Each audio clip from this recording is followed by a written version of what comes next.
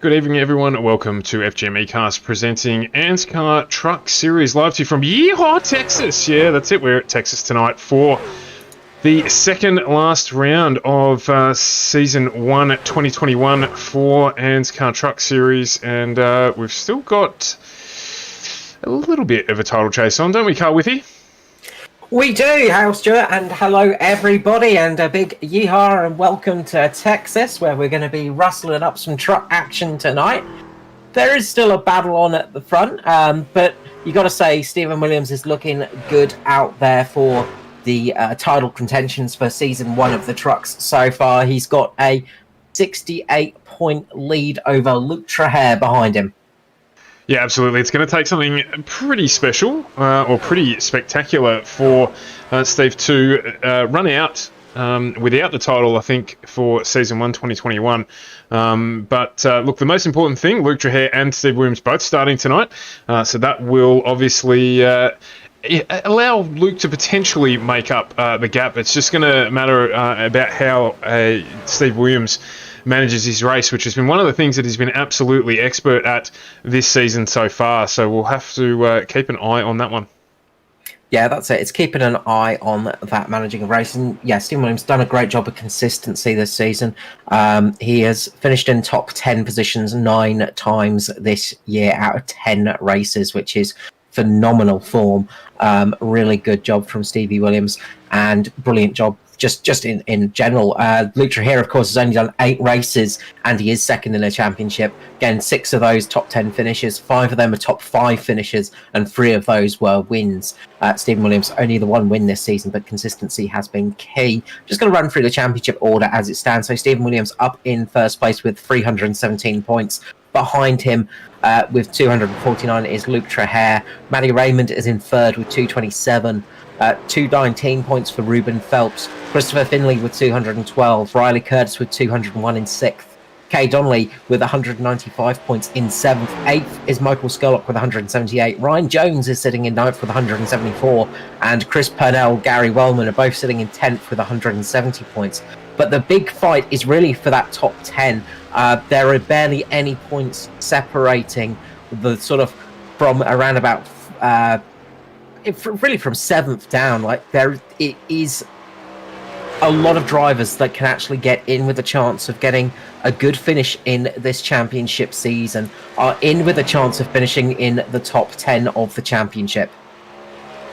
Yeah, so really everyone here looking for a nice clean race tonight. So most of the drivers, I did note Chris is not here tonight. He's run some IndyCar today. That is Chris Purnell, so he's not in tonight. But of course, the new teammate Aidan Schultz, Captain Black Cat, unfortunately this season is teaming up with Luke Traher here as well. So he's not all alone in that chase. But the top 10 race extraordinarily close as we head into the penultimate round of this season. Yeah, that's it. Mirko Dornak as well out there for Crank Esport as well. So a few of those drivers out there.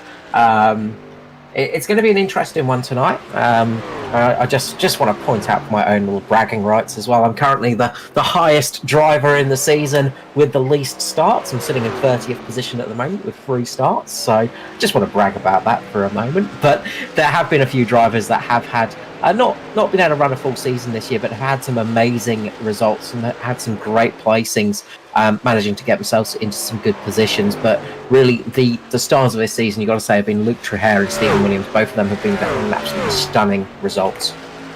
And there's nothing wrong with a little bit of self-adulation, shall we call it? I mean, the only reason you're not probably fighting for the win in the championship is because you've graciously stepped away from behind the wheel to don the microphone and help us out, bring this one to the adoring fans. So, you know, really completely selfless of you to donate your time in that fashion. Well, absolutely. I'll say that. Otherwise, of course, I would be in with a shout of the championship, cough, cough.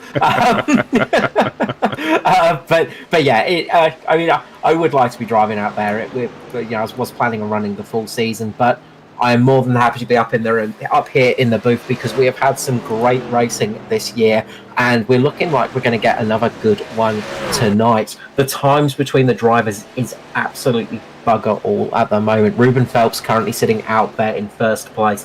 He is on a 30 second dead, 30.000. Just behind him is Kay Donnelly with a 30.023. Then Danny G with a 30.048, and it is that close. There is nothing between any of these drivers. There's about half a second between first and the mid-30s. It is ridiculously close out there tonight, and this is what we're going to see on a track like Texas. It is a very fast track. It has been somewhat neutered a little bit from its former wildness when it first appeared in the series and on the calendar long time ago, back in the early noughties. I think it was 2000 or something. Texas first appeared on the oval sort of area when the IndyCar drivers, the kart drivers and IndyCar drivers, were starting to black out on the corners because it was that fast. I hadn't heard that story. That doesn't surprise me, just watching as we were on board the front of Kate Donnelly's truck, just how quick this place is. So it's sort of fitting actually for the period with, of course, Talladega coming up in the Cup a little later on this week. So you're looking forward to that one as well as tonight. I must admit, I was wondering what we are going to expect tonight. So what are the drivers got to look out for? I mean, obviously the usual thing of tyre management here, but the draft, obviously, with that higher speed track, is that going to play a factor tonight? Yeah, absolutely. You're going to get a bit of draft action here. Speed is key here. It's also going to be able to carry the speed around the corners as well. Turns 1 and 2 can be a little bit tricky sometimes. Well, it's sort of the general, as we say, cookie cutter style track of your sort of slight sort of dog leg across the front stretch here, as you can see with Kay Donnelly just there, and then turns 1 and 2 and 3 and 4. They do differ slightly in the way they feel. You can generally keep flat out early on, but as your tyres start to degrade, you will need to ease off that a little bit. The big one people are going to watch out for are going to be rear tyre heat management. You're going to have to be careful not to overheat those rear tyres, because as soon as you do, you are going to go up into the wall and up into the catch fencing. I had been in commentator neglect up until this weekend, lack of time ahead of anything else, and actually jumped in at one of these and had a race at Richmond, 120 lap race at Richmond in an official series, and they're quite tricky to drive. So it's not a matter of just jumping in and getting on with it. Obviously Richmond, a completely different type of track to Texas here, but definitely a case of throttle management with these trucks, and I can imagine that even more so the case here. Yeah, absolutely. It's all about keeping the throttle in exactly the right position. You don't want to be too hard on it. You don't want to be too pushy with it.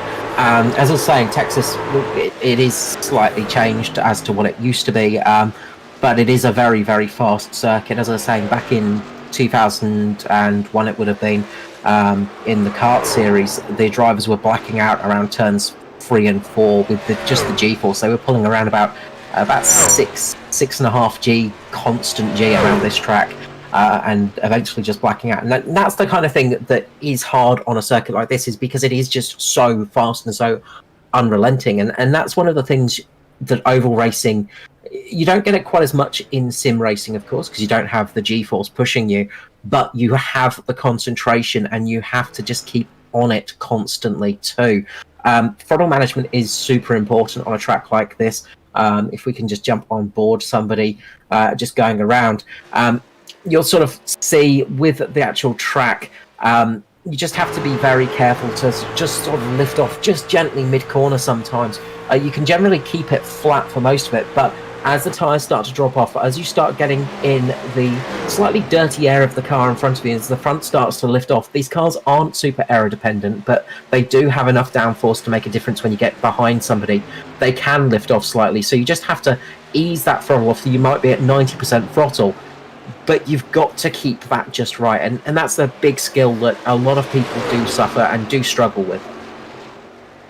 We're just on board there with Ryan Jones as he comes to an end at the end of the practice session here. I should say he comes to his demise at the end of the practice session here, but that does not matter. We are about to get underway with qualifying here at Texas in the ANZCAR Truck Series. And thank you to AJ Insurance Services for their participation in our stream as we head into qualifying. If you're looking for any type of insurance advice, AJ Insurance Services are the place for you to go and have a chat with Joe and the team there, whether it's business or personal insurance. They are the ones you want to come and see. And it is our usual practice to jump on board with the first out of the pits. And tonight, that was actually Aidan Schultz. So, Aidan, we will be on board with you for our first flying lap around Texas, and you're looking for green but ideally purple sectors. We're going to see plenty of purple as the things get started here, but green sectors are what you want to see. That's it. If we could just jump on board with Aidan, actually, that would be quite good to see from here. If we could just go onto the inside cam here. So coming across the triangle section here, then the dog leg here, we're going to come into turns 1 and 2. So you're going to keep it almost full throttle. You can hear just a little bit of a lift there.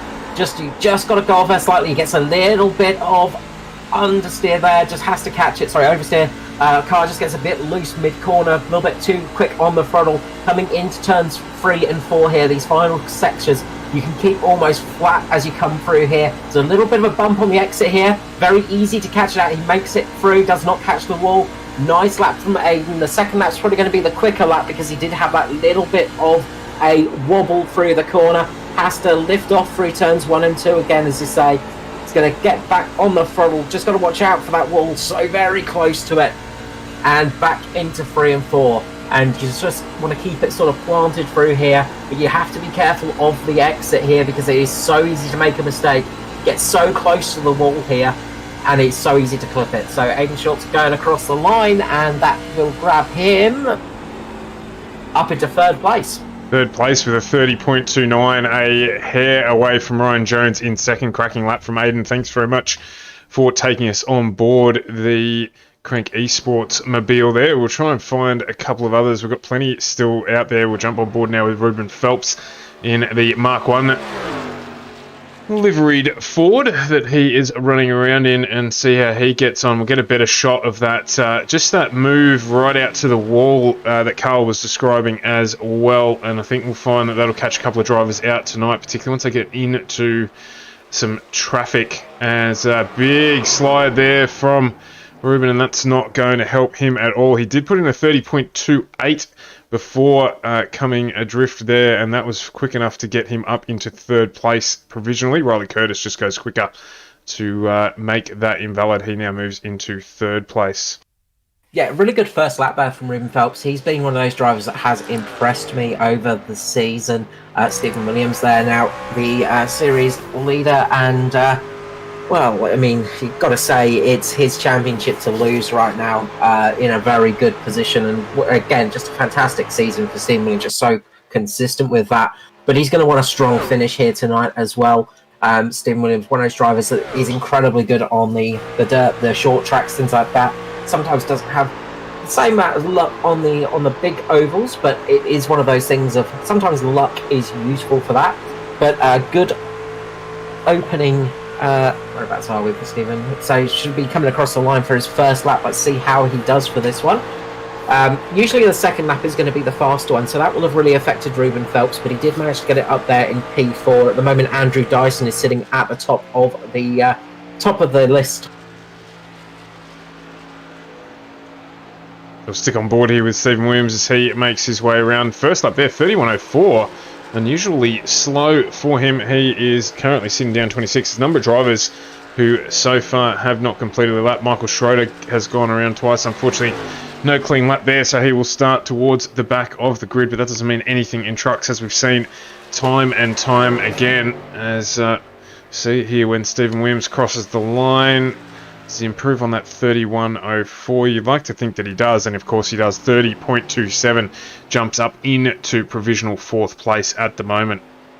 And that's what I'm saying, Stuart. That second lap is where you're going to get the most speed here. Unfortunately for Ruben Phelps, he didn't get a chance to prove that, but it was a good a good showing of what I mean about that rear tyre. You've got to keep those rear tyres protected because it is so easy to overheat them here and have issues. Kai Turner there jumping up into 4th now. So good lap from Kai Turner there. Maddie Raymond on his first lap up into 9th at the moment. So still a few cars circulating out there. And we'll see how they go. Maddie Raymond coming around for that second lap now. He's looking good. It's looking like he will have a little bit of improvement. Might have run out of time. He's left it a little bit too late. He could have got an improvement that time around, but left it a couple of milliseconds too late there, Maddie Raymond, and missed out on that opportunity. So let's run through the starting order for tonight's race here at Texas Motor Speedway. So we've got the front. Oh, sorry, Stuart. Up on the front row of the grid, we have Andrew Dyson with Danny G on the outside. Second row is Riley Curtis with Kai Turner. Third row, Stephen Williams with Ruben Phelps. Fourth is Ryan Jones and Aidan Schultz. Fifth row, Maddie Raymond with Ben Vickers. Sixth, we have Lachlan Okio and Norman Clark. Seventh is Gary Wellman with Luke Trehair. Eighth, we have Troy Davidson with Kay Donnelly. Ninth, we have Nathan Orlick with Tony Gagliardi. On row 10, we have Justin Howe with Tristan Koch. Row 11, Aaron Dillon with Dwayne Priest. Row 12, we have Todd Maxfield, Nigel Patton. 13, we have Christopher Finley with Max Knight. 14, we have Igor Burkick with Bradley Allison. Row 15, Mick Taylor and Jake Maloney. Then towards the back, we have Stephen Clark with Mako Dornack, Michael Schroeder, Brian Richmond, and Brady Masters taking us up at the rear, 34th position. Another very, very well-supported grid, as we have been benefactors of for the entire season so far, so not disappointing again, and a full-capacity field here for the trucks. As we're just having a little bit of a look down here, one of the things that I love about what they do with NASCAR in general is this lineup that we get in the cars or trucks just leaving pit lane, the rollout. They do it in V8 supercars, but I don't think it's quite as effective as it is here, as we will see Andrew Dyson getting them underway. Just a little bit slow there to get it out, was he? I don't think so. So Andrew Dyson going to take us away. Of course, a really strong performer in the trucks and the Cup Series, Andrew, and in fact in Oz Pro-Am as well, another series that we broadcast on the channel here. Really, really strong driver, so don't be too surprised to see him there or thereabouts at the end of the night. We've got Danny G, Riley Curtis, Kai Turner, Steve Williams, Ruben Phelps, Ryan Jones, Aidan Schultz, Maddie Raymond, and Ben Vickers as your top 10 rolling out of pit lane. Who have we got further back down the grid that tickles your fancy, Carl? Got to say, Jake Maloney, he's going to be one to watch out for down there at 30th position. He's going to probably get some good laps under his belt and get some good speed there as well. I guess one to watch out for as well, sort of mid-pack P12 is Norman Clark. Again, one of those good pedalers, one of those drivers that's not had the best of luck this season, but Norman Clark, one of those drivers with a lot of experience under his belt, and could be one to watch out for as this race goes along. We've also got Brian Richmond, who's had a number of really good, solid drives through the season so far.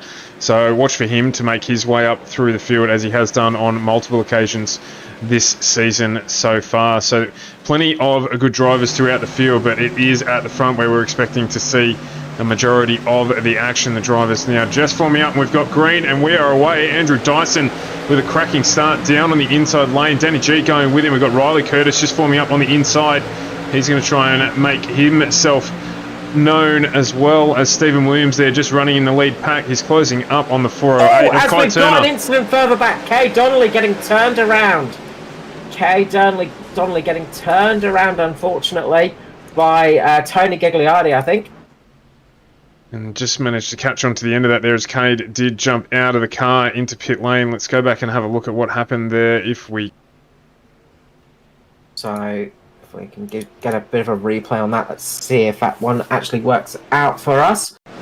First lap there, just looks like actually Kay Donnelly's just come down on Tony Gagliardi. He was just sitting in the middle of the track, nowhere to go there. And Kay Donnelly's just come down, unfortunately, and got turned around. And unfortunately, one of the Mark 1 esports boys went into the nose of him as well. So big incident for one of the Mark 1 boys. Bradley Allison as well. Brad Allison getting caught up, and I think that was Michael Schroeder. Yeah, absolutely. That's not a great start there for Cade. He won't be happy with that at all. No, that's it. And it's unfortunate incident there. As I say, from just watching it again, it looks like Cade has just come down a little bit and didn't realise, maybe didn't see Tony Giuliani just there, didn't realise that he was going to be there. Maybe the spotter didn't call it out. And unfortunately, that's one of the big things when you are racing these trucks is you'll probably now understand a bit more, Stuart, is when you're actually inside these trucks, you don't have much view around yourself because the seats take up most of the space. You really can't see to your left and right. You rely on your mirrors, but you most importantly rely on your spotters. Yeah, absolutely. You and I were speaking about it off air a little earlier on actually it's Monday tonight. It's not earlier on this week, earlier on last week, about the difference in running VR versus running triple monitors, which a lot of the drivers run. And I certainly noticed, and I was talking to a couple of guys that I race with today, that I'd be wanting to be in triple monitors running in the trucks because there's no peripheral vision in VR, and you certainly need it to try and see just when a spotter calls out there's a car high side or low side to try and actually get some idea of where they might be. But it's very, very restricted, so the drivers try their best to do what they can and avoid incidents, but sometimes there's nothing you can do about it. It's very similar to VR supercars in that respect, that where you the vision, the cars is so set back that there's a lot of stuff that gets in the way. It's the same in the truck. Yeah, that's it. It's very hard, and you do rely on the spotter an enormous amount. A lot of people, of course, use third-party spotters. Of course, you've got crew chief, things like that, but the iRacing spotter itself does a fantastic job, but it is one of those things. So, you know, if the spotter doesn't call it out, if you're not getting the information fed to you, as Edward Foster's just said, spotters only start calling after line 2. So you're not always getting spotting assistance at the start of the race. So that's one of the other things as well, is when you've not got a spotter's assistance coming in there, it really, really does hurt you, and it's so easy to tag somebody in an incident like that, and you look at it in the replay, you look at it afterwards and you go, what was I thinking? You know, that's such a silly mistake. But when you don't have that information there, it's so easy to do, and you're traveling at speeds of, you know, well over 250 kilometers per hour. You know, you are very, very high speed, especially on this track, and all it takes is just a millimeter where you're just missing out by a millimeter, and that's it. You're going to have a big incident. Luckily, not many people did get caught up in that, unfortunately, and Michael Schroeder did, and Brad Allison as well. But that could have been so much worse. As they come around, the pace trucks lights are out, and we're going to be going back to green flag racing here on lap 4. Got 96 laps remaining, 100 laps tonight here at Texas, and we are going to get a serious shootout as it gets down to the wire. But Andrew Dyson doing a great job of leading it away. He's only done one race this season in trucks, and he won it. So currently he's got a 100% winning ratio in trucks. So can he carry it on tonight? Well, only time will tell, as we are about to go green. For those interested in the championship, Luke Trujillo lost 2 places off the start. He's down in 16th. Stephen Williams currently still in 5th where he started. You can see him there, the number 98 on the low side as the pace truck pulls in and we get ready to go. And it will be Andrew Dyson leading us away. He gets a great jump indeed from Andrew Dyson. He is off and away. 24 at Danny G down on the low side. He's going to pick up a place here on Riley Curtis. Kai Turner there just in the middle. They're 3 wide going down into turn 1. Just sort of parts the sea there and gets themselves back underway. My apologies, Ryan Jones just in the background there in 5th. It is Schultz, Phelps, Williams, Raymond and Urquio rounding out your top 10 as we get back underway at Texas. Yeah, great jump from Aiden Schultz and Ryan Jones there. They had a good restart that time around. Ruben Phelps also managed to jump Stephen Williams. Stephen Williams dropping down into 8th place at the moment. He's got Lachlan Urquio all over the back of him now, so he's got quite a few drivers vying for those positions at the moment, so it's getting a bit spread out towards the back, which is not always a bad thing. You know, it just gives it a little bit more breathing room. But up the front, it is so close at the moment between those guys. Less than a second between 1st and 7th place, so it is very close out there. And that's the thing about racing on these ovals, it is such close racing. Nothing like a road course where you know, when half a second or A couple of tenths of a second is, it is close, of course, but on an oval like this at Texas, a second can be the difference between almost the whole field. Absolutely, as we're looking at the back of Kai Turner's car at the moment, he's under pressure from Ryan Jones. It's the battle for fourth and third, or even third and fourth. Generally, you don't want to go backwards. Riley Curtis, Aidan Schultz close behind there as Kai Turner gets the fastest lap of the race thus far, 30.28. So he is moving along. You can just see them in the background there, just 3 wide. The Mark 1 guys on their way through. As that's Ruben Phelps and Riley Curtis there. Aidan Schultz, former teammate, just behind them as well. So things are starting to spice up here. Yeah, Aidan Schultz just going a little bit below the line there. He just caught a little bit of the apron, but managed to hold it, which is good. Just getting past his former teammate of Ruben Phelps there. I had a good run on them, and he's had a good run on Riley Curtis as well. He's going to drop out in front of those.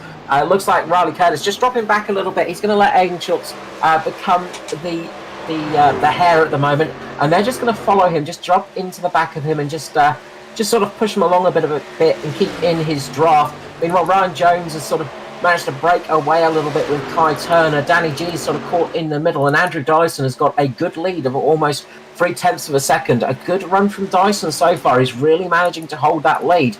But you've got to be careful of pushing too fast too soon, because you can burn these tyres up.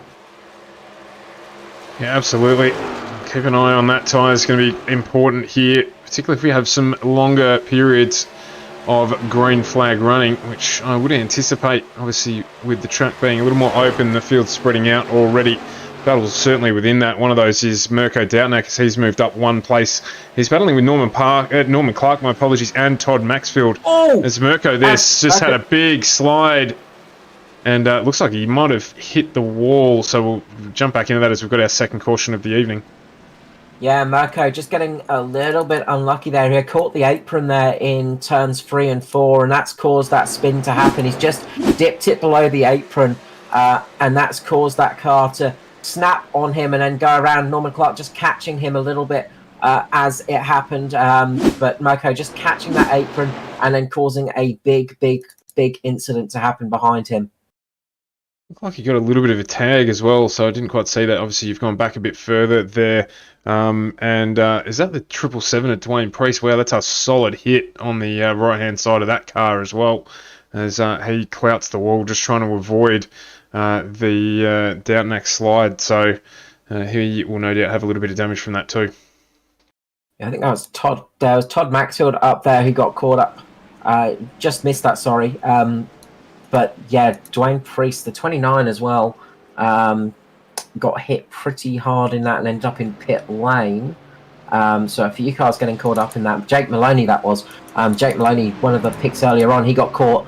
Just caught as Mirko came down, just banged him there, and that's caused him flying into pit lane. And that's going to incur a little bit of a penalty, but it's the biggest penalty is going to be the damage there, unfortunately. But yeah, big incident there. And as I say, just unfortunately for Mirko, he just caught that apron, and that caused that incident to come to pass. Yeah, well, Dwayne Priest was lucky to get away with that as well when the 777 bounced off the... Dwayne Priest, when he bounced off the wall there, I didn't quite catch who it was. I think it might have been Christopher Finlay who was lucky to just get away without getting cleaned up completely just down on the inside. So a few drivers there very lucky to get out of that one. Maloney, unfortunately not. Yeah, very lucky. I was just gone back and actually had a bit of a look-see at that one, and Finlay could not see a thing. He almost got clouted in the side, and yeah, good job avoiding incident there. A few of those drivers taking the opportunity to come in. Ryan Jones has been into the pit lane. A lot of drivers staying out, but Ryan Jones, the first driver out there on my timing screen to have actually come in. Matty Raymond came in, Gary Wellman, Nathan Rollock, Todd Maxfield, Christopher Finlay, Mick Taylor. Those guys all came in to get a fresh set of tyres and a bit of a top-up of fuel as well. Limited tyre sets tonight? Shouldn't be, no. I think we're unlimited tyre sets tonight. Usually for the trucks, they're a little bit more lenient. Unlimited tyre sets for tonight. So you can use as many tyres as you want tonight. But generally most people are going to stick it out there for a while. It's generally the big issue is you do get a loss of pace after about 10-15 laps on this track usually. As I said, unfortunately I didn't get a chance to take it out tonight and actually have a bit of a run to find out exactly what was happening out there, but from what I've heard, the car is a bit loose. She's a bit loosey-goosey out there, and that can cause some overheating issues to those rear tyres. So those rear tyres start overheating, you can get problems like that. But it's not always a big pace deficit. So you don't always lose much pace because the tyre wear isn't terrible. But once you're behind the safety car, of course, you get a chance to cool those tyres down. They get a chance to relax a little bit, and you can start relaxing as well. From what I was talking to some of the drivers around fuel numbers, you can get about 45 to 49 laps of fuel out of the cars. So nobody's going to be able to make it to the end from here. So most people will be looking to make this a single stop if they can. I am surprised more didn't come in that caution to get some tyres, but we'll see how those fresh tyres run out there now, of course. But yeah, everybody's going to need to stop at least once tonight. Nobody's going to be able to make it to the end from here unless they manage to hook up an extra fuel tank on that truck and do something incredible. Yeah, we'll have some stops coming a little bit later in this race. And just put it up on the stream there at the moment, we've got Steve Williams and Luke Traher nose to tail. So championship leader and the assailant going to be side by side in this restart. So we're just keeping one eye on that at the moment. There is a fair old gap, as we said at the start of the broadcast, between first and second here. In fact, Traher will be starting just a row behind next to Troy Davison, but they are close together as we get ready to go green again. Yeah, side by side for those two. It really Luke Traher just has to hope that Stephen Williams has a very unfortunate night tonight and just does not finish, because I think that's his only way of getting in with a chance of really having a chance to get that championship, because I say there is a big gap between those two, 68 points. So it is a very, very hard to do, but it has been a great battle from Luke Traher this season, and he's not going to give it up at all. Andrew Dyson up the front with Danny G beside him. This restart's going to be crucial for Dyson. If he can get away cleanly again, he's going to be in good, but getting away is not always easy on these cars, especially after 15 laps. Pace cars come in. Dyson's going to drop it. When's he going to start launching it? He puts his foot down now, gets a little bit of a wiggle. Doesn't get the start he would have wanted, but does get away rather well. He would have hoped for a better start than that. Danny G managing to hold up very well there with the pace. He's managed to keep it into second place there, dropping in front of Kai Turner. Aiden Schultz getting caught out on the outside a little bit. This is going to allow Ruben Phelps and Riley Curtis down the inside of him. He's going to lose a couple of positions. The one to watch out for here is going to be Ryan Jones on those fresh tyres. How quickly will he be able to get up to the front of these guys? How will he go on those new tyres? The answer is he's currently jumped up to 13th position. He is gaining positions very, very quickly indeed. Yeah, absolutely. There's a few wiggles further back in the pack. I was just keeping an eye on that while you're running us through the start there. And a few guys just struggling on the slightly colder tyres. But you're right, Ryan Jones here, look at the pace difference as he closes up right onto the back of Troy Davison, who's dropped a couple of spots since the restart. He's going to get that position very, very easily as he moves down on the inside of the 23 and moves up another place up into 11 already. And he will be looking at Justin Howe thinking that he is next on the list. As we get through on lap 18, he's going to go high side here, and he will just drive right around him.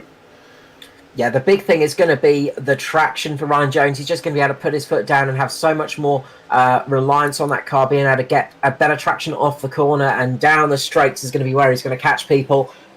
He might hang it out a little bit on the high side, but it's going to be off the corner where he gets the big pace. Justin Howe just getting a little bit of a wobble on there through the mid corner. but Ryan Jones absolutely flooring it at the moment. He's coming up to Luke Trahair now, so he's made his way all the way up into the top 10 already. He was down in, I think, around about 18th or 17th or 18th place after that pit stop, but he has already made around about 8 places since then, so he's absolutely flying up the field. But those tyres are only going to last so long. He will start getting a drop-off, especially at this pace. They will eventually drop off a little bit as he goes underneath Luke Trahair now, and is going to take that position from him. Stephen Williams is next on the list.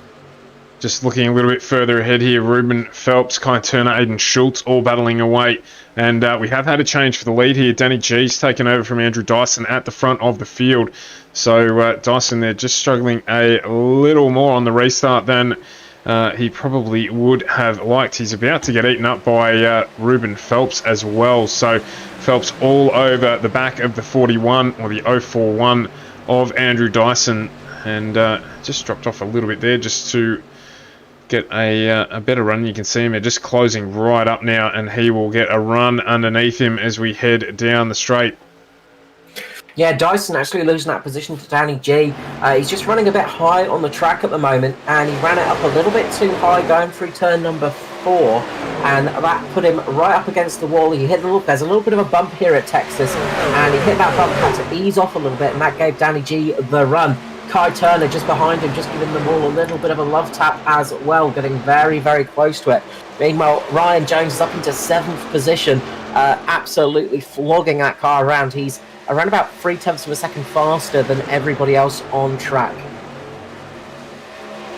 Just coming up on the back of Riley Curtis, who is not going to be able to do too much there. You just see Jones just move the car down onto the low line and drive straight past him. And that will get him up into 6th position now, trying to chase down Aiden Schultz in the Crank Esports Tundra, who is having a battle of his own with Ruben Phelps and Kai Turner at the front here. So plenty of action at the front of the pack, as we would expect to see. Yeah, brilliant action up here at the front as Aiden Schultz just gets a little bit loose going through turn number 3 there. That back end just stepped out a little bit from him, and that's going to give Ryan Jones the opportunity to get underneath him here, down the start finish straight and into turn 1. Just a momentary little bit of a lapse there from Schultz, and that gave him the opportunity, Ryan Jones, to get underneath. He's going to get underneath Ruben Phelps as well now. So Ryan Jones on an absolute charger, and all of these drivers up the front of the field are going to be going, God, I wish I took tyres that last stop. When they see the pace of Ryan Jones, it makes you feel very, very upset that you didn't take that opportunity to get fresh tyres. And Jones being aggressive here, he's just flirting with the apron a little bit as he makes his way through these guys. He's got to get it done quickly, understanding as he just moves up now into 3rd, getting past Kai Turner. But he's just flirting with death a little bit there down on the inside. But he has driven as he should have on those fresh tyres, now coming up on to the back of a lapped car. And then it'll be Andrew Dyson who will be in his sight. That was Matty Knight there, just going a lap down. Yeah, Matt Knight still getting a bit... Oh, as we've got a car off in the background, we've got one of the lads' racing cars, I think it is, into pit lane now, and we're going to remain green there. Justin Howe there, like out of control, flying down into pit lane. So I'm not sure how that happened. It says he jumped to pit, so it literally looks like he did jump into pit lane somehow. So we'll see if we can bring a replay of that later on. Yeah, Justin Howe actually getting caught by the 29 of that would be 29. Jake Maloney. Yeah, Jake Maloney. Jake Maloney is actually, he's got tangled up with Jake Maloney on the front straight, gone up into the wall, almost caught Stephen Williams. Very, very lucky not to have Stephen Williams out of the race there, and Justin Howe going across the infield and into pit lane, not the way you want to do it, and that is the end of that one for Justin Howe.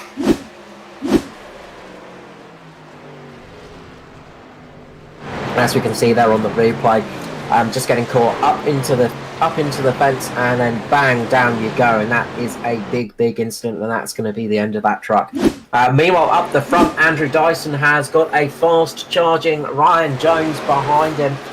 in the 111. Ryan Jones is absolutely putting the pressure on Dyson, who, gotta say, Dyson doing a mega job out there tonight. Not the most experienced driver on ovals. He is one of those drivers that's a little bit more used to the tracks that go right and left, but he's doing a mega job out there tonight. Ryan Jones, meanwhile, on those fresh tyres, is absolutely murdering them.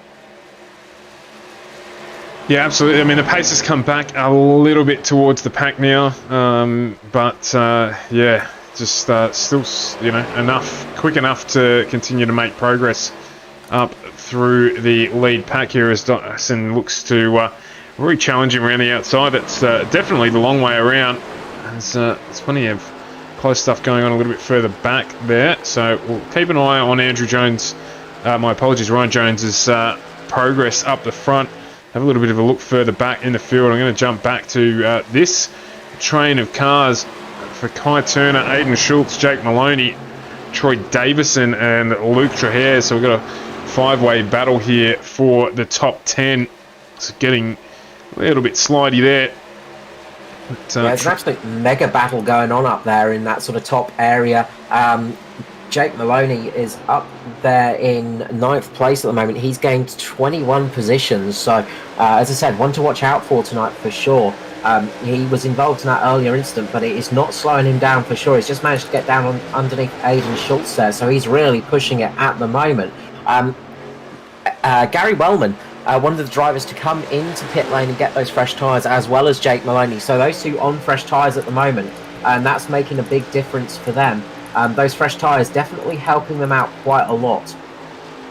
Yeah, interesting. Aidan Schultz maybe a little too hard on those tyres on the restart. He's dropped down from in 4th position down to 9th position post that restart. So he will be looking out for the next caution period if he can to try and get those tyres replaced, perhaps going a little bit too hard on them and just dropping a few places. Also see Mirko Doutnak, he's making his way up. We jump all the way back to... as we've got... Sorry, Aaron Dillon getting up in the wall in front of Stephen Williams just on the exit of turn number 4 there, almost collecting the championship leader. That would have been a big heart-in-mouth moment, but Aaron Dillon, a lot of damage on that car. I was going to mention as well that Aidan Schultz has got some damage on the left front of his car as well, and that might be slowing him down a little bit.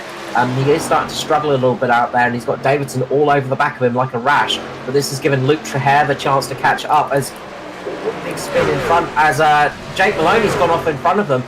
Maloney now across the infield as well as Aaron Dillon, I think. Yeah, just running straight down into pit lane there, but yeah, Jake Maloney into pit as Luke Trahere, Aidan Schultz, Troy Davison continue this battle just outside the top 10, or just in the balance of the top 10 there. So there's lots going on here. We're trying to keep up to speed on all of it. Tony Gagliardi, Brody Masters and Norm Clark having a battle there as the two of Brody Masters just catches the apron a little bit, so he's lucky to get away with that. Tony Gagliardi just in front of him. This is the battle for 18th, 19th and 20th. A little bit further up the field, Nathan Rawlock, Matty Raymond and Christopher Finlay battling away as well. As you can see, Ben Vickers just on the back of that one with Nigel Patton. So plenty of battles right throughout our ANZCAR Cup field. Thanks to AJ Insurance Services for their support of our channel. So we keep an eye just about everywhere throughout the massive 34-car field. Yeah, it's tricky to do sometimes. Just to update on what happened to Jake Maloney and Aaron Dillon. So Jake Maloney actually just caught the apron a little bit, lost it on exit of turn number 4, spun the car down into pit lane and managed to stop it, but did get some damage to that car.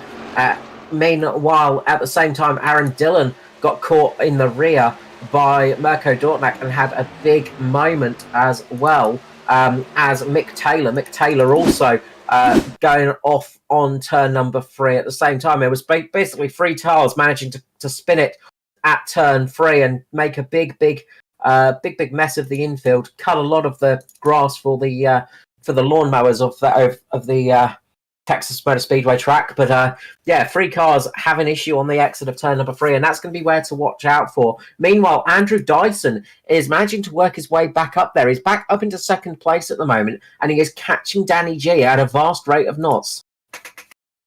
We're just watching Jake Maloney here try and pull his ute up just before his truck up, just before the pit wall.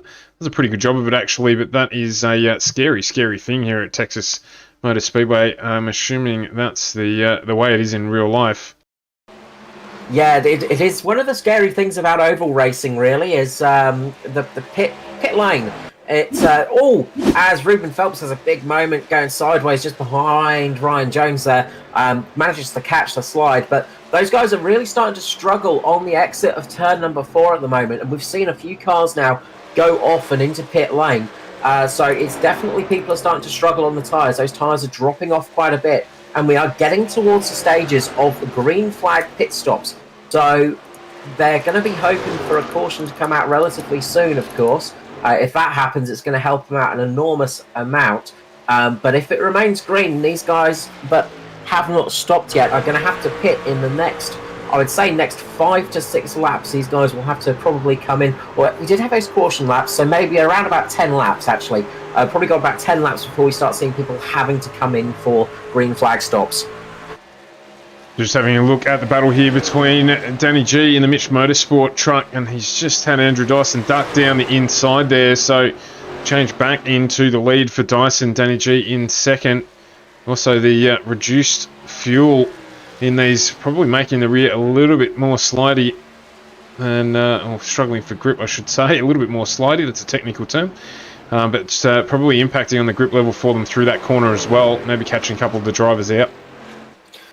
Yeah, very, very technical terms there. A little bit more slidey, of course. But yeah, a lot of drivers are starting to have issues with the rear. Danny G, I saw he was starting to have just rear grip issues. Behind him, Ruben Phelps has managed to get past Ryan Jones, who's starting to struggle now. That early pace on those tyres, he's burned them out a bit too quickly. And he's starting to fall back now. He's falling back into the grasp of the ARCA Series champion of 2021, Mr. Lachlan Urquio in the 42. So Lachlan Urquio having a good run tonight as well, up there in 5th position at the moment.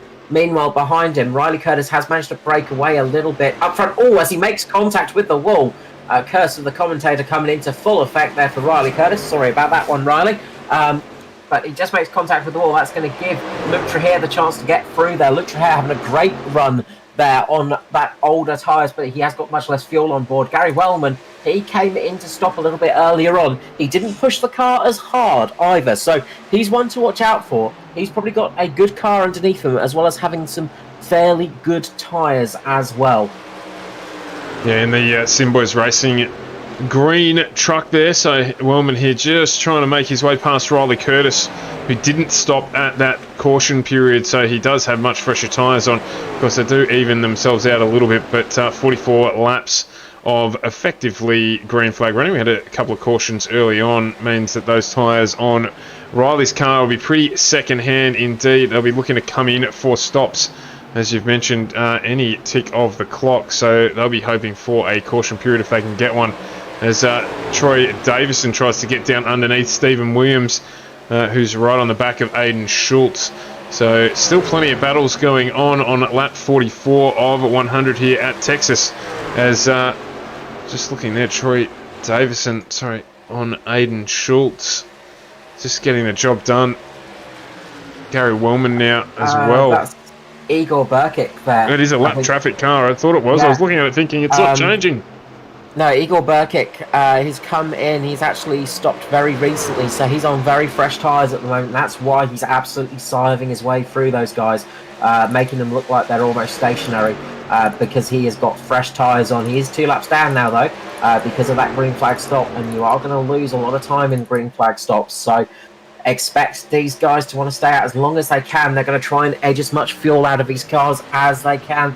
If they find any fuel left in their pockets or in their shoes, they'll shake it into the car as much as possible, but can't be many laps left. Shortly. Yeah, can't be many laps left. Lap 46. I think we're just checking back. Oh, wow, it's just in front there. Schultz gets really loose, but they can't have many laps left now. I think we've actually, I was wrong, I think we've only had 2 caution periods, so we're 6 laps under caution out of the 47 that we've had thus far. And they were quite a while ago. I think lap 14 was the last caution. So We've had a number of drivers go through pit lane. Mirko Doutnak is the first of those drivers to have gone through pit lane in terms of position on track. He's currently running in 22nd. So everyone above that at the very latest pitted on lap 12, and in fact our top 4 drivers haven't pitted yet at all. Those top 4 drivers have done 47 laps so far on this stint. So Ryan Jones, he pitted 35 laps ago, so that gives you an idea of when that sort of caution came. But at the moment, Andrew Dyson is doing a beautiful job out there in the DPR Simrigs car. Just such smooth driving, just really, just very, very well driven at the moment from Andrew Dyson. Those laps under caution is going to give them the chance to extend that fuel window a little bit. As I say, they'll probably get about 4, maybe 5 laps of extra fuel out of that one. From the drivers I was speaking to before, they were getting about 45 to 49 laps out of a tank. So we probably will see people coming in the next 4 to 5 laps, I would say. So we are very, very close to those green flag stops. They are basically running on fumes, a few of them. Tony Gagliardi jumps into pit lane, so he has made a green flag stop there. We've got Steve Williams and Aidan Schultz. I was about to say Steve Williams just making his way past Aidan Schultz, but Aidan not giving it up, nor should he. So these two continue to battle away in 9th and 8th position, respectively. Yeah, Aidan Schultz having a good run out there at the moment. I don't like to say that because I guarantee the giant black cat will jump on the circuit any moment now and just bat his car across the track. But he definitely is struggling out there. Riley Curtis coming into pit lane this time, so he's the first of those top guys to start looking at coming in. So Riley Curtis going to be pitting in this lap. I think Ruben Phelps has come in as well. So those two have decided to pull the trigger right at this moment. So Phelps and Curtis coming in for the Mark 1 esports team. Yeah, well, they want to be making sure they get out if they can, which they probably won't. Before the traffic comes around. So as Curtis gets wide there, Schultz gets wide there, my apologies again, Steve Williams, but has given himself a little bit of breathing space as he moves up. We're going to see all of these guys come in now. I'm going to jump on board with Andrew Dyson, and I think he might be coming in this lap. He is definitely fuel saving. I was just listening to him beforehand, and he's really lifting off, letting that car coast through a little bit and not putting much pressure on. I think he's going to stay out maybe one more lap here, and he does indeed. He's not coming in just yet, so him and Danny G are sticking it out there for as long as they can. Lachlan Urquio, meanwhile, has done a good job of getting up past Ryan Jones. He's in 3rd place at the moment, as Ryan Jones almost had a big collecting moment with, I think it was Igor Burkic in the 49. They had a big moment coming onto the front stretch. So Ryan Jones getting very lucky to avoid an incident there. Burkic just getting on the apron and almost collecting Jones. I actually think he may have made contact there with Ryan Jones, actually. It was Ryan Jones did a fantastic job, if he did, of saving that car. But the leaders are coming into pit lane now. As Dyson is in, Danny G stays out. So, but Dyson in for his pit stop. So this is green flag pit stops for the first time, actually, that I can remember this season. So, not a familiar feeling for the drivers at all, as Danny G pulls up the Mitch Motorsport 24 and makes his way into pit lane. We've got Lachlan Urquio coming in with him. Of course, Ryan Jones stays out. He is fueled up a lot further than these boys. He'll be hoping to get a caution period so that he can do his stop. Luke Trahere now the lead of our trucks that has not yet pitted with Steve Williams. Matty Raymond behind him did pit. Troy Davison will need to make a stop. So this will sort those that did take tyres and did take fuel in that last caution period out and sort out the order. Yeah, Ryan Jones almost very nearly got that caution as he was trying to get past Igor Burkic, and Burkic just basically side-checked him. Ryan Jones doing a great job of keeping that car straight, but Burkic there almost causing a huge crash at the front of the field. Burkic on those fresher tyres, of course, but really battling to try and keep on well, at least 1 lap down. He's managed to get to just 1 lap down now, so he is back to only 1 lap down. But yeah, very close to having a big accident there. The leaders that have pitted, of course, have dropped a lap down now. So Andrew Dyson is a lap down. He's just behind Ryan Jones. So, sorry, just beside Ryan Jones now, as you can see, and he is going to fly past there and go past Burkitt there in the 49. So Dyson absolutely flying now, and this is where Ryan Jones's strategy, he really needs a caution to come out to help him here, because otherwise he's going to be a bit of a sitting duck, because these guys are going to be able to make it to the end now on these tyres, and if it remains, Burkitt going around into Ruben Phelps there.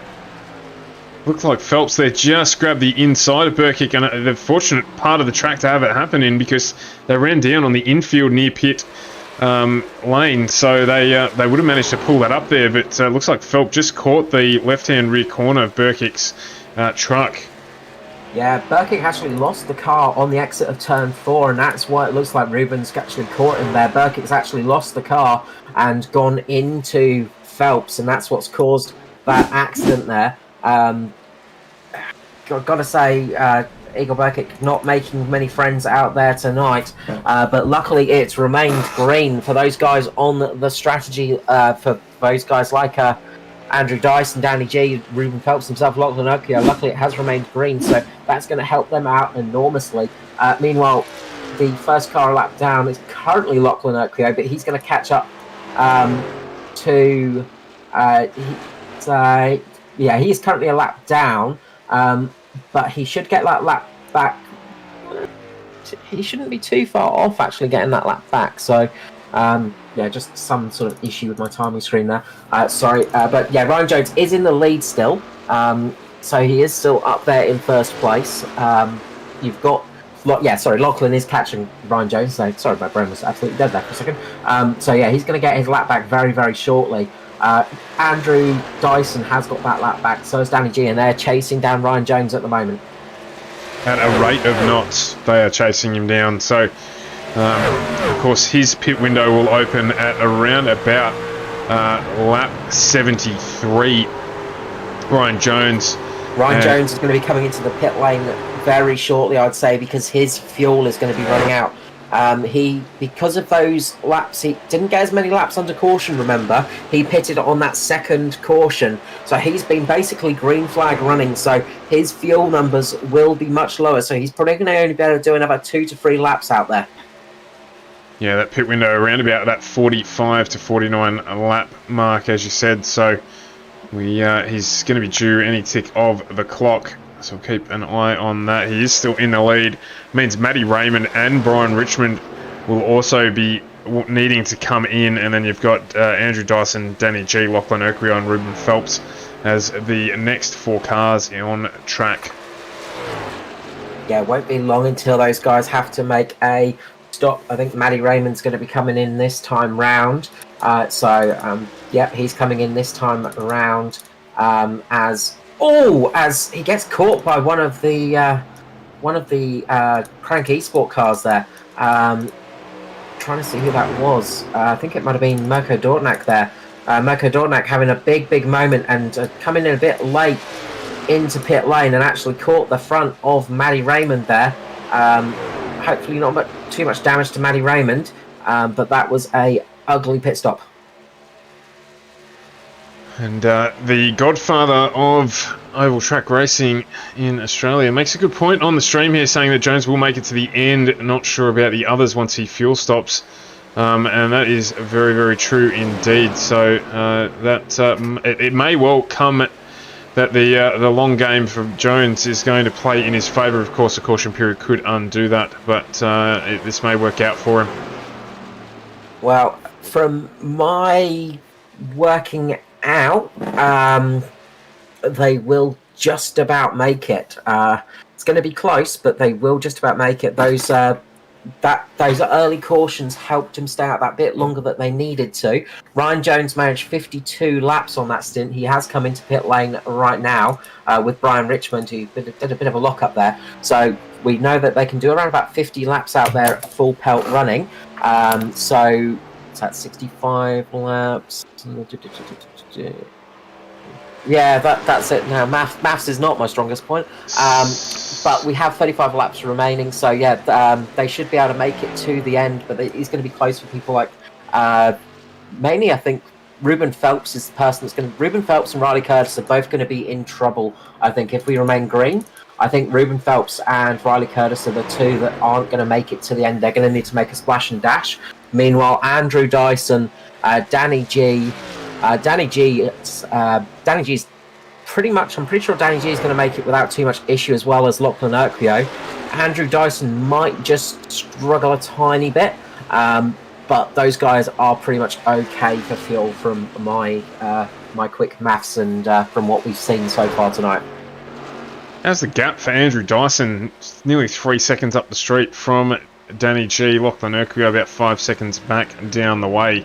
So he has a good, solid gap.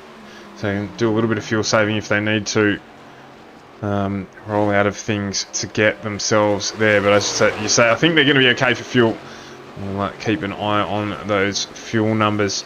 There's Riley Curtis, Luke Trahair about to come under attack potentially. Just looking back through the field at some of the other battles here. Troy Davison, Ryan Jones, for those of you wondering where he popped out, he's currently making his way around the outside of Troy Davison. Matty Raymond trying to go with him as well. So they've got the freshest tyres of anyone on track at the moment. They can try and again make use of those.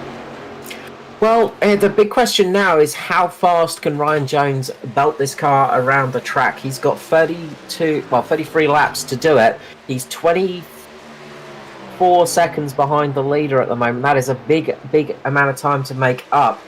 But he has shown he has got some serious pace on those tyres. He did end up burning them out a bit too quick that last time round. But he has got some serious pace on those tyres. So he could make up a few positions towards the end here. So it's going to be interesting to see how that goes as the race goes on. So Ryan Jones definitely not out of the race yet, but it's going to be tricky for him to make up that position. He's around about 0.3 of a second a lap faster, so he needs much more speed to make it to the front of the pack with this remaining race, and those tyres are going to drop off, of course. But he could be in a good place to get maybe a top 5 tonight. And then, of course, he has to make his way past this man. And I'm glad it was pointed out in the stream, because we pointed it out earlier on that Andrew Dyson pretty much winning just about everything he's running in at the moment. He runs towards, he's just down there. Oh, who's that? The 85. Is it the 85? 88, I think it might have been Matty Knight. Just down there, touching the wall. But anyway, Dyson gets away with it. But he is driving really well tonight, and I think this will be the 3rd or 4th win I've seen him take if he gets there. But we've still got 29 laps to go in this one as he comes up towards the back of Mirko Doutnak in the Crank Esports. In fact, my apologies, that's the 52, which is Aidan Schultz in the Crank Esports truck there, looking a little bit beaten up, but still making his way around.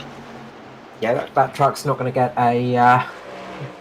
get traded in. He's going to have some payments to do with that one. But yeah, it's a little bit beaten up. But as pointed out, the whole team DPR are doing a fantastic job this season. All of those drivers in DPR are doing a great job, and they have really been helping people out like Andrew Dyson, who aren't as experienced on the ovals. We've seen with Worley as well, Neil Pearson, Phil Otto, and Stephen Williams, people like that. Stephen Williams, wrong Stephen. Too many Stevens sometimes. But those guys have been really doing a great job of helping out these guys that have come over from the tracks and from street racing to oval racing, giving them some coaching and letting them know how to go, and giving them some good advice, and it has really been helping them out. And sometimes that's all you need, is just that little friendly push along to get you that little bit of extra time that you can't quite extract. And that's why these teams are so important to the strength of the series, and obviously development of drivers as well. But Dyson at the front here is just about to come up on the back of Ben Vickers, I believe, and make his way past him. But he is driving exceptionally well in the DPR Simrigs.com sponsored truck. So running the Chevy there. At the moment, 26 laps to go. We're into the countdown segment of the race, and yeah, he's 2.7 seconds to the good. That gap between himself and Danny G just stabilised. It really hasn't moved from just under that 3-second mark since the round of pit stops. Yeah, it's stabilised a fair bit, and as we said, you know, it does. Things do stabilise a little bit on these tyres as they go around. So I'm just having a little bit of a look back. Lachlan Urquio getting a little bit of trouble in turns 3 and 4, just hitting the wall a couple of laps back, getting some damage on the front of that truck, running in P3 at the moment, and that's going to give Luke Trahere the chance to try and start catching up. Meanwhile, as I said, a little bit further back, Ryan Jones is making his way up the field. He's currently in P6 now. As I said, he's looking good for a top 5 finish tonight. So it's going well for him at the moment. Meanwhile, there's a very slow truck out there, I think, coming into pit lane, Igor Burkic. He was really struggling out there, and a lot of drivers almost getting caught up with him, but he's coming into pit lane at last to change those tyres. So he'll have a little bit more speed and get back out there. But Ryan Jones absolutely flogging that truck around, getting some good times in there, and he's starting to catch down Ruben Phelps. There's still a bit of time between them, but he is catching him. Meanwhile, Matty Raymond's just stuck to the sort of back of Ryan Jones. He's keeping a little bit of a gap, so not to keep too close, but he's just keeping there or thereabouts. So good job from Matty Raymond as well. So he could be in for a chance of top 6, top 5 finish tonight as well. So it's not over for those guys yet. Oh, and it's truck. There's every chance this will finish under a green-white checker. So just stick around. Don't get too far away. There's every chance that there'll be some more excitement coming your way. There's 22 to go here. Phil Otto calling green all the way. Can understand why with Andrew Dyson driving so well at the front.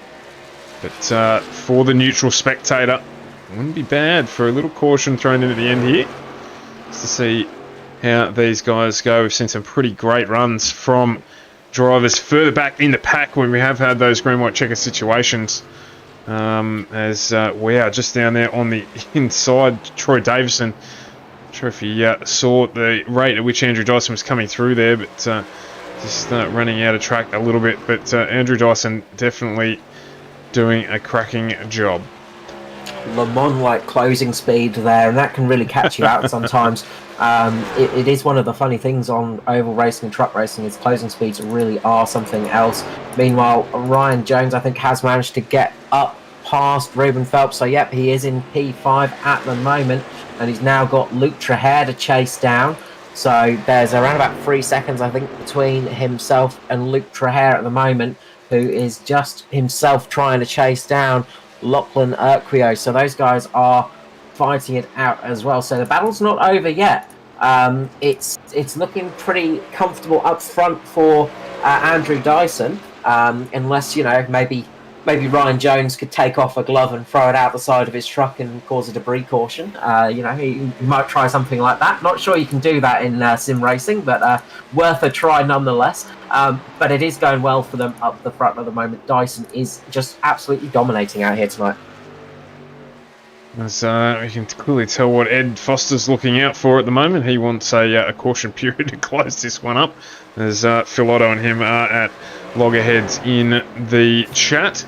Thanks for tuning in, guys. We're on board with Lachlan Urquio at the moment. He is being closed down by Luke Trahere relatively quickly. The gap between Trahere and Jones is closing, so it is going to be a close finish for the top 3 in this race. Ruben Phelps just drops a spot to Matty Raymond, so you called that well.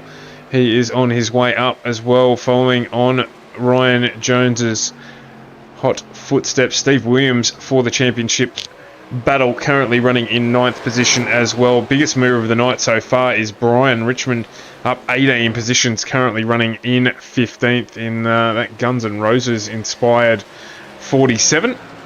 Love a bit of Gunners, so certainly can appreciate the livery there. Oh, we'd never know that from some of your 8-bit tracks that you love playing so much, Stu. We'd never know that you liked Guns N' Roses. Yeah, no, absolutely.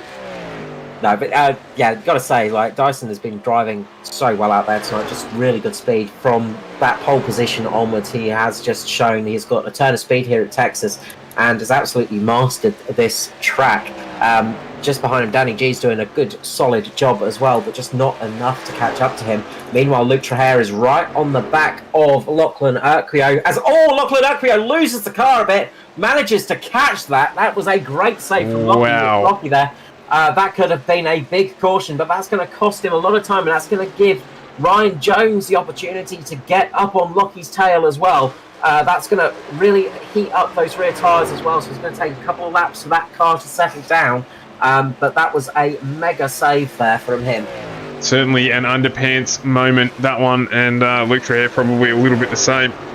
He wouldn't have enjoyed seeing that happening if he did get to catch that on the top side, but got away with it in the end, and we continue under Grant Jones here.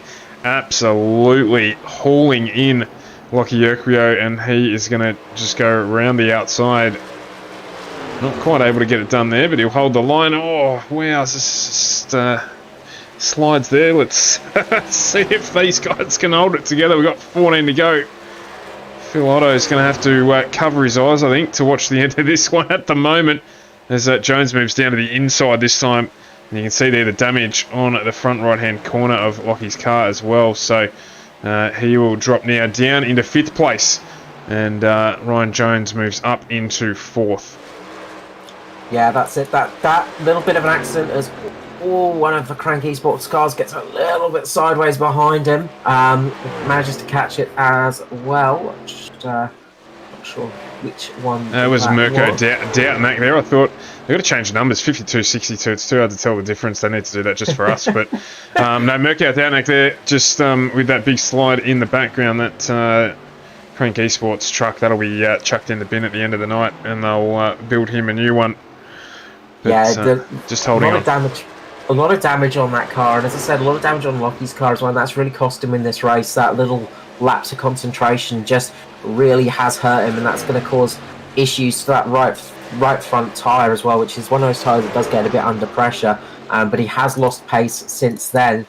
Meanwhile, Ryan Jones is catching on Luke Traher. Can he manage to get up into the top 3 for this race? You've got to say it's looking good for Ryan Jones at the moment. He might be able to get into the top 3 of this one. Meanwhile, Matty Raymond is catching on Lockie Urquio as well. So Matty Raymond is going to try and catch up. He's got a bit more time between himself and Lockie, but he is going to catch towards the end of this race. So we've got 10 laps remaining, of course. Andrew Dyson is just going to be hoping that everybody keeps nice and smart out there, doesn't put too much pressure on each other, and keeps nice and clean, because that's what he wants for this finish of the race.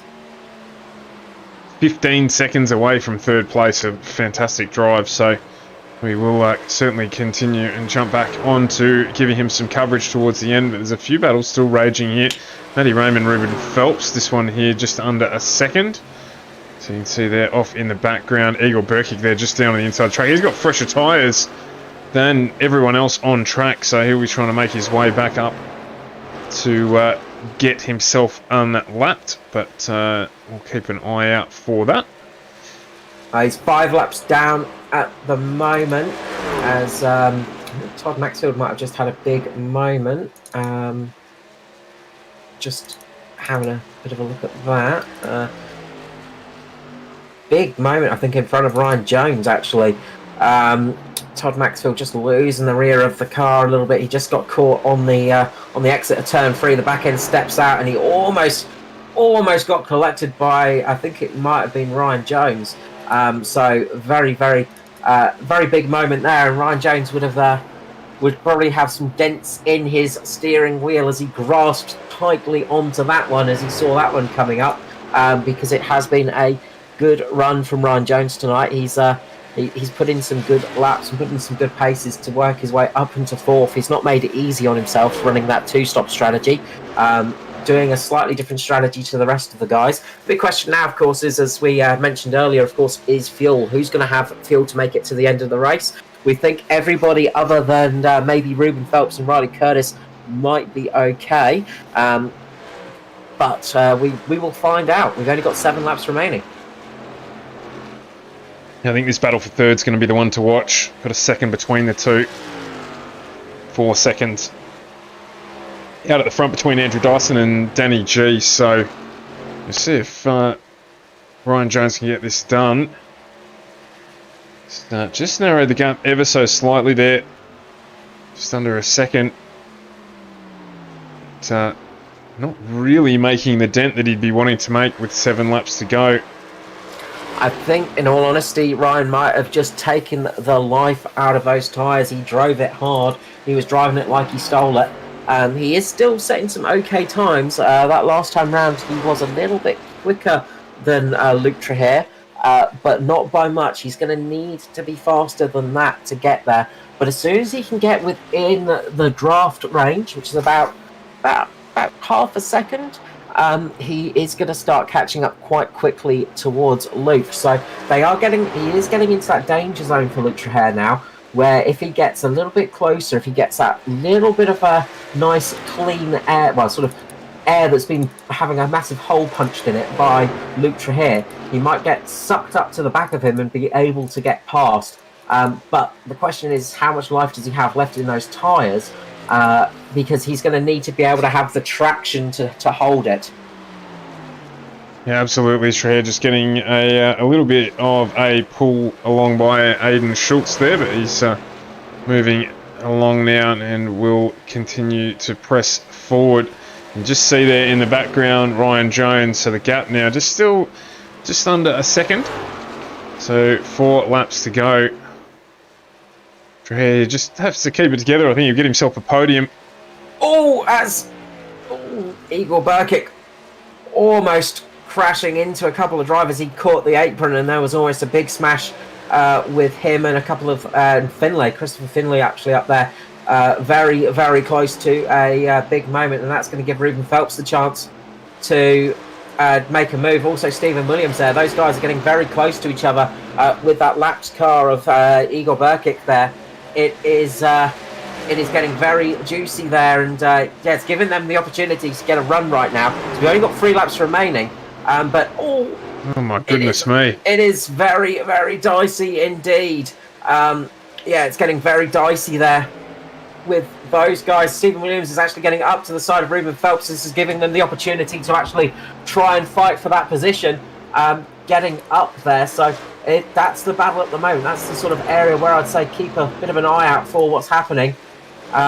Because I think it's going to be that could be where we get the green white checker coming from, as we've only got 2 laps remaining. Finlay is just sticking back a little bit. He's not got the confidence to try and pass Burkic at the moment. Burkic is on those slightly fresh tyres, but he does look to be struggling out there, as Finlay is going to try and get underneath there. But Andrew Dyson coming around for the final lap. White flag is out, and he is going to come around for a brilliant run right here.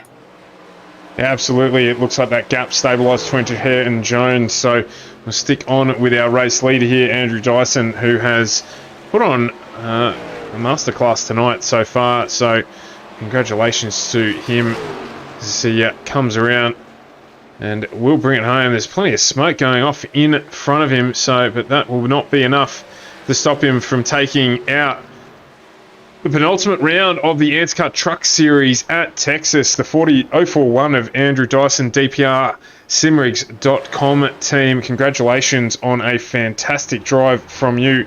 It is Danny G, Mitch Motorsports in the 24, who will take out second place equally with a great run. I don't think he was much further down than second all night. In fact, he absolutely wasn't.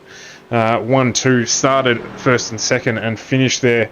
And it is Luke Trehere who holds on to third position, up 11 places in the Crank E Sports 43 to take out yet another podium this season. And from my maths, I think Stephen Williams finishing where he's finished has done it for the championship as well.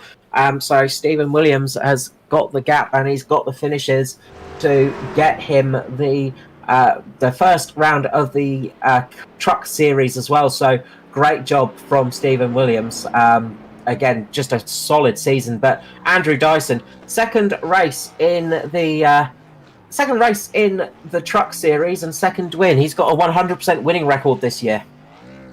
He's also only our second multiple race winner, so a fantastic crack for him. And he's got 2 under his belt, so it will mean that we'll head to next week, just looking to close out the positions in the top 10. But congratulations to Stephen Williams on what looks like his title, but taking nothing away from Andrew Dyson tonight. What a drive from him. Just kept things nice and calm at the front there, and he's now just trying to write his name by the look of it in on the circuit there, just getting rid of whatever's left of those tyres. I'm amazed he's got this much fuel left as well. Yeah, as I said, when we were talking about it, I was pretty sure he was going to be fine on fuel. The only 2 I had questions about was Phelps and Curtis, but they did make it in the end without too much issue. So let's run through the finishing order. Andrew Dyson with that brilliant start to finish victory, pole to race win. What a brilliant drive. Danny G started second, finished second, as well as Dyson blows his engine there. Congratulations. Luke Traher managed to get third in the end. He started 14th, so 11 positions gained for Luke Traher. Ryan Jones, he didn't make it easy for himself, but he managed to finish in 4th at the end. Lachlan Urquio rounds us out in the top 5, managing to gain 6 positions to get up to P5. The ARCA champion getting another top 5 in the truck series. Good result for him. Matty Raymond, another good drive for him in 6th position. Christopher Finley, 25th to 7th. Absolutely brilliant job from him. 18 positions gained in 7th place. In P8, Ruben Phelps, another strong race this season for the absolute rookie sensation, Ruben Phelps. Stephen Williams in 9th position, as I say, taking out the championship for the truck series. Absolutely blinding job from him for Mr. Consistent. Stephen Williams, only 1 finish outside of the top 10 this season in the trucks. And Riley Curtis finishes out the top 10 in 10th position. 11th place was Norman Clark with Brian Richmond 12th, 13th Nigel Patton, Ben Figgers in 14th. Tristan Koch finished in 15th with Troy Davidson 16th. Aidan Schultz finished 17th with Nathan Rolk in 18th. 19th was Tony Gagliardi with Gary Wellman 20th. 21st, Todd Maxfield with Mirko Dortnack 22nd. 23rd was Eagle Birkin, Brody Masters 24th. 25th, Mick Taylor with Kai Turner 26th. 27th, Jake Maloney. Aaron Dillon 28th. 29th, Matt Knight with Justin Howe 30th. 31st was Dwayne Priest with Kay Donnelly 32nd. 33rd for Brad Allison. Michael Schrader 34th. And Stephen Clark did not take a start by the looks of things. So Michael Schrader, the final car to finish there. So yeah, what an absolute drive from Andrew Dyson. Brilliant job from start to finish there. So we'll grab up our top 3 from the race. So we'll start off in reverse order as usual with third place man, Mr. Luke Traher. Luke Traher, congratulations on that P3 finish. Yeah, thanks, Carl. It was a good race, and boy, those 2 guys out ahead had the pace for sure. I knew when they got they pitted a lap earlier than I did. And I thought, they got the undercut, and it worked so well for them. So, but that's not to say I would have had the pace for them anyway. Those guys are super quick, but good to get a result. Ryan Jones was pushing pretty hard on the newer tyres towards the end, but yeah, it was good to hang on to the top 3 finish for sure. Yeah, no, great job defending for third place. As I say, Ryan Jones was on an absolute flyer, but you managed to keep that third position safe. And a good run from you. Obviously not the best qualifying position for yourself, starting down there in 14th position. But again, another strong race finish for yourself up there in P3. Obviously, this is going to be good for securing second place in the championship. So unfortunately, the battle for the front is over for yourself, I think, now with mathematically, but you've done a great job so far this season in the trucks by 3 wins so far, so possibly could get another one next time out, of course, but it has been a very strong season for yourself. No, thanks, Carl. And yeah, look, qualifying is just becoming a bit of a Achilles heel for me. It's sort of up and down, but it's something I need to work on a little bit more, just to put myself at that top part of the grid, just away from some of the shenanigans that can happen in the mid grid and beyond. But yeah, it's been good battling with those guys, and Stevie Williams, yeah, he's earned that championship win for sure. If I'm mathematically out of it, gave it my all towards the end, but yeah, those 2 races that I was forced to miss at the start of the season and then one due to work, it cost me the points. And in this league and anything oval racing, it's consistency is the key.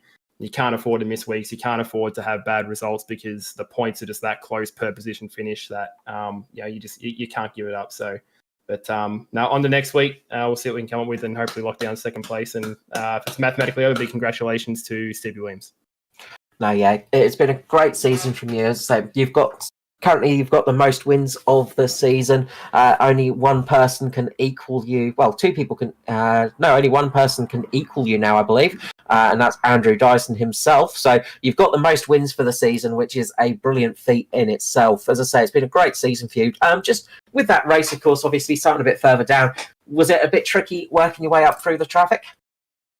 Look, to be honest, the traffic wasn't too bad. It was a nice open track, and the guys were, for the most part, pretty respectful to sort of jumping out of the way. But it was especially through 1 and 2, you can really pick your line kind of coming through there. There's decent pace off the bottom and the middle if you want to go under or over. So working the way through the traffic wasn't too bad. To be honest, there's definitely other tracks where it's a lot trickier to sort of get past in here. So it was more just me trying to manage my tires. I was nursing the fuel a little bit towards the end there, which I probably didn't have to because I was getting a bit worried about it.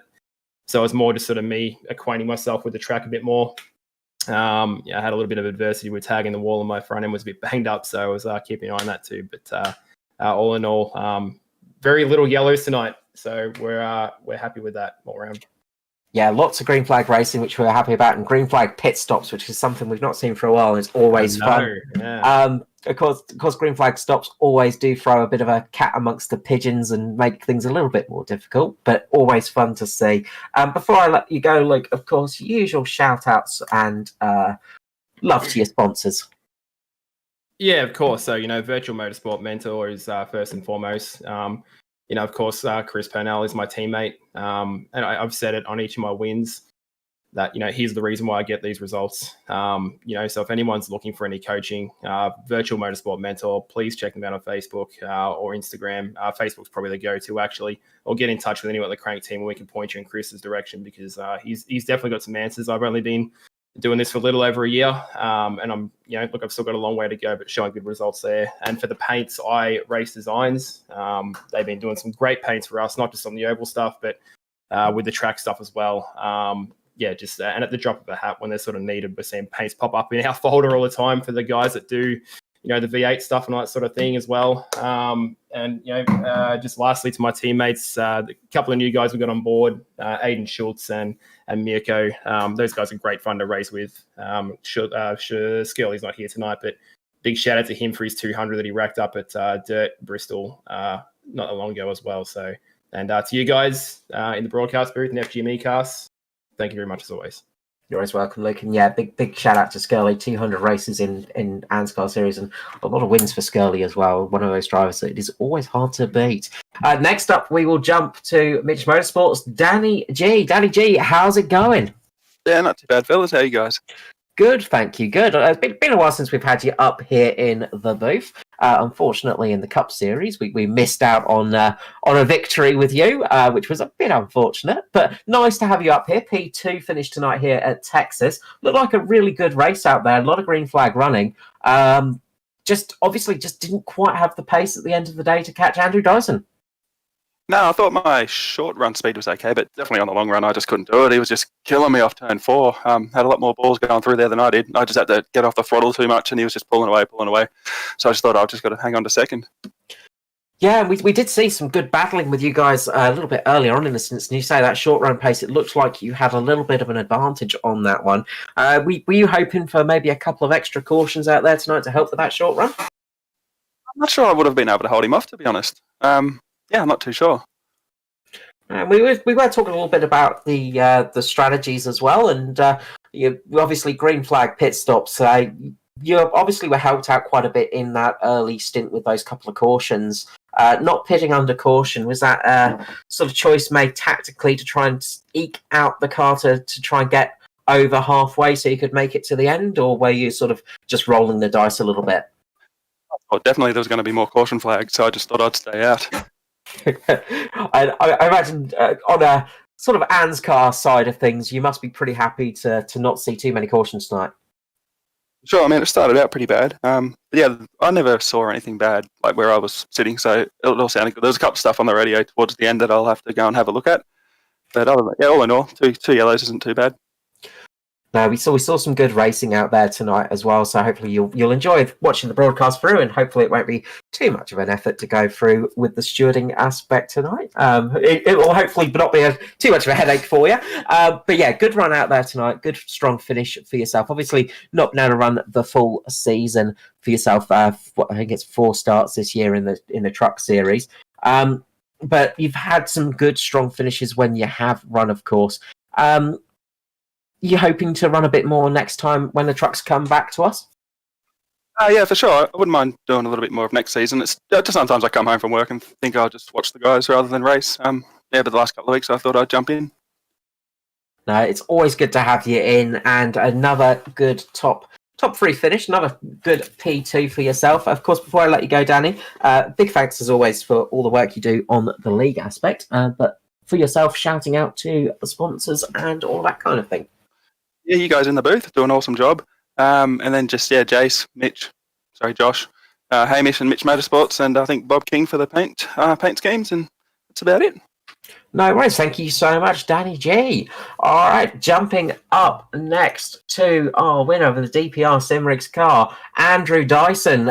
You're unstoppable at the moment, Andrew. I wouldn't say that, man. I just had a pretty good race tonight. It's certainly not unstoppable. Well, 100% winning record in the truck series at the moment. 2 starts and 2 wins. That is a pretty good stat to have, I think. But we've seen you've been having some great races in some of the other series as well, and some good results this last few weeks. But what was your key out there tonight? You had some ridiculously good pace. Well, yeah, I've been having a go lately. I think tonight I was mainly focused on looking after the right rear tyre, particularly coming out of turn 2. I think me and Steve-O were chatting earlier, and we said, yeah, that's probably a spot where you can burn it up pretty easily. So I tried to nurse it as much as I could through there, and then keep up as much momentum as I could through 3 and 4 to try and get the lap speed that way, and seemed to help out. Probably not so much on the short run there, like you guys were talking earlier, but the long run it certainly helps. So that was good. It's good to see that little strap pay off. Yeah, of course. It worked out well for you in the end there, and we did sort of mention earlier on in the broadcast about that rear tyre being one of the problem zones.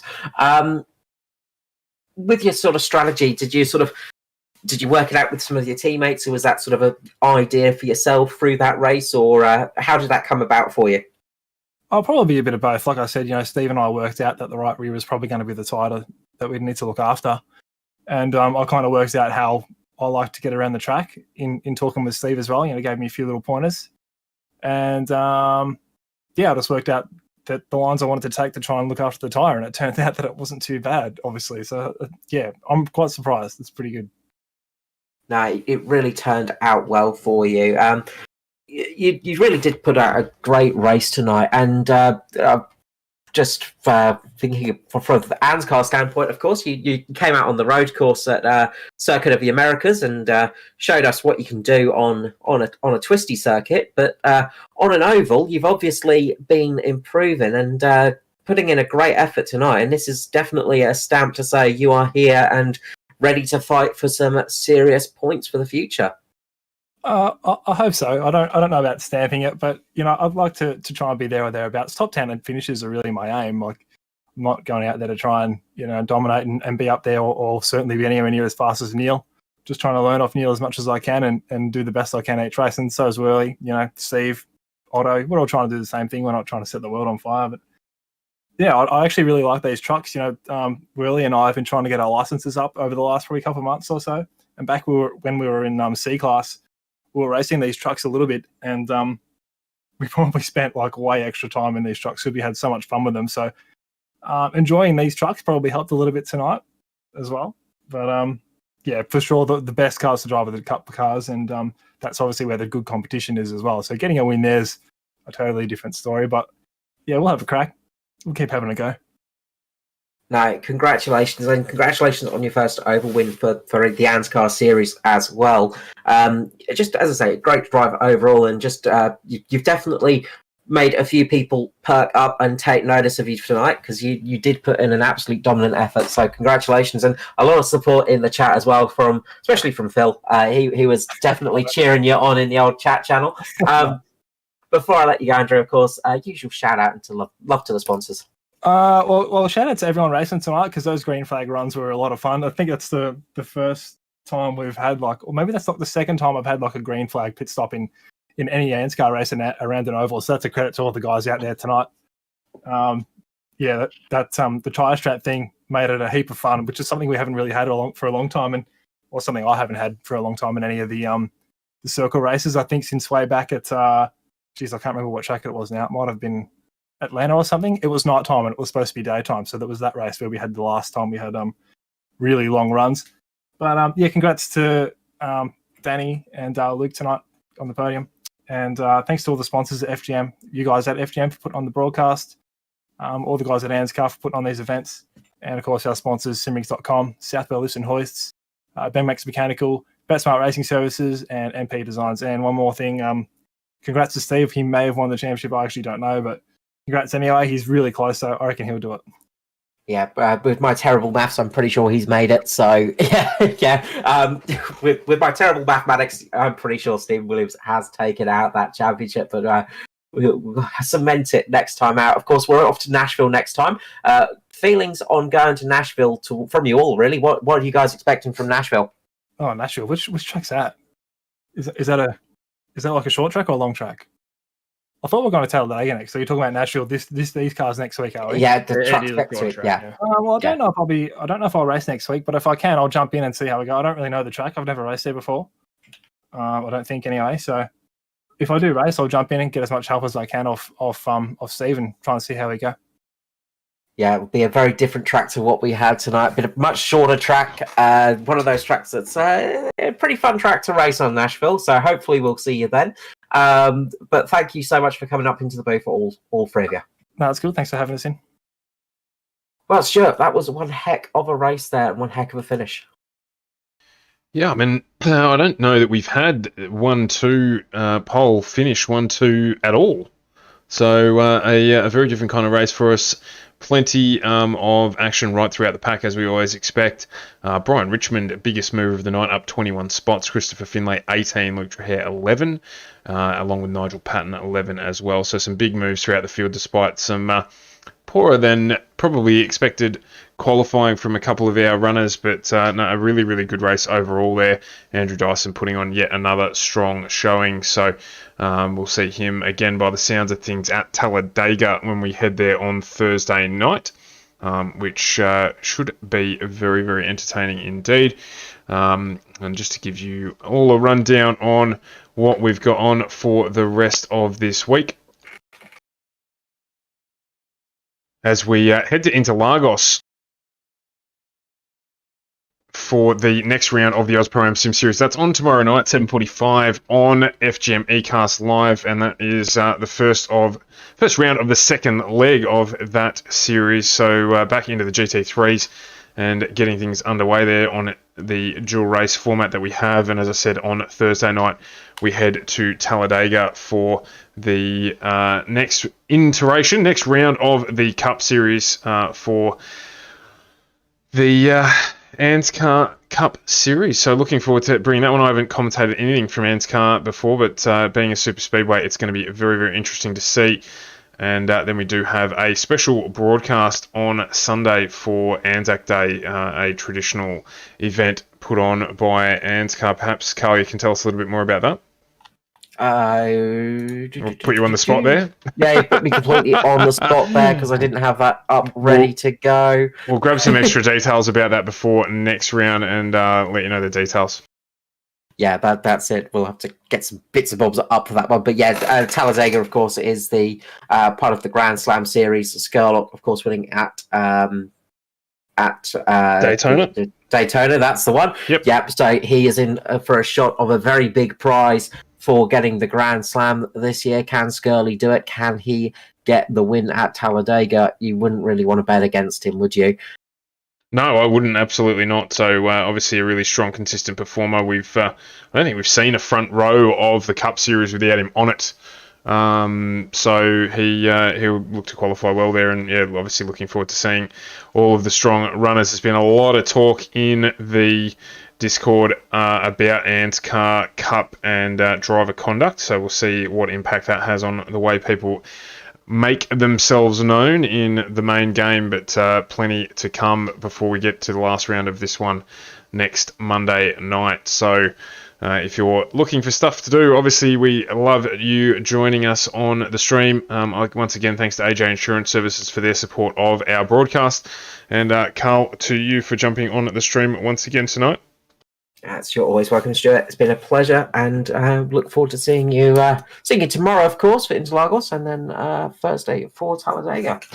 Absolutely, and we do have one more thing that I do want to bring to everybody's attention. We do have on Thursday, June 10th, yes, a little bit away yet, but the year is already cracking on. So Thursday, June 10th, Prelude to the Dream, we have a charity stream on where we're trying to raise some money for a family much in need of a mobility vehicle for their daughter. So this one here filling out Prelude to the Dream. It is a $5 entry for drivers. We're going to be having a 12-hour stream on that day. So there'll be plenty of stuff coming throughout the day as we get that done. But it will conclude with Prelude to the Dream. The ANZCAR crew getting behind this very, very worthy cause indeed. And the Super Modifieds there on screen. We're going to be having a play in those. And if you are interested in running, encourage you to get involved on the Facebook page. If you're not a member of ANZCAR, that's perfectly fine. You can jump in temporarily and have a crack and have some fun with the boys when we get on with that one on June 10th. So have a look out for that. Yeah, it should be a pretty fun one. Racing at Eldora Speedway, a brilliant little dirt track. If you've never had the chance to run it before, it is fantastic. We did run it in the trucks last year, and that was something else. But the late pro late modifieds are just brilliant for that. So well worth a shot. If you want to have a laugh, if you want to have some fun, let your hair down a little bit, and do it for a very, very worthy cause, then come and join us for that. We'd love to see you there.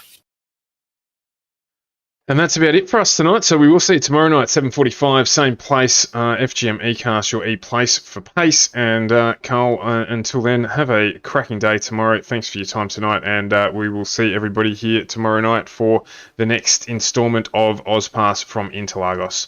Thanks very much for watching, everyone. We will catch you then.